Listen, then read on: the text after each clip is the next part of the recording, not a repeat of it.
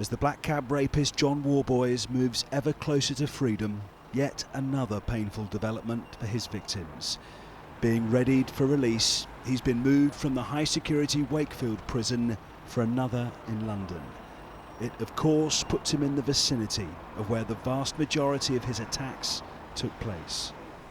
John Worboys, 8 years behind bars, is ending here. The Ministry of Justice never confirms the whereabouts of prisoners, but it's believed he was brought here to Belmarsh prison over the weekend. Because Belmarsh has so many more daily releases compared to Wakefield, it's suggested by some that Worboys was moved so his eventual exit will be less conspicuous. But could he be kept out of the capital completely? Today, MPs put the Justice Secretary under pressure.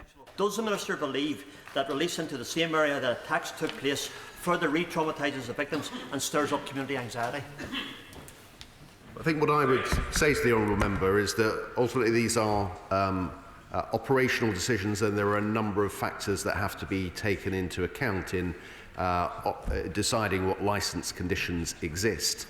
But clearly the views and concerns of victims are an important part of that process. The lawyer representing a number of those victims of Worboys says bringing him back to London poses many serious issues.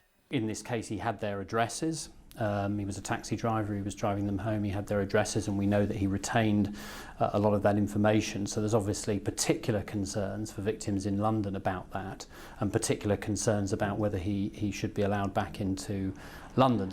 Tonight, the Met Police has said it's investigating an allegation of sexual assault, reported to have taken place 21 years ago.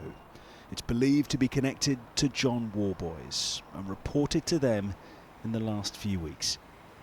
Julian Drucker, 5 News.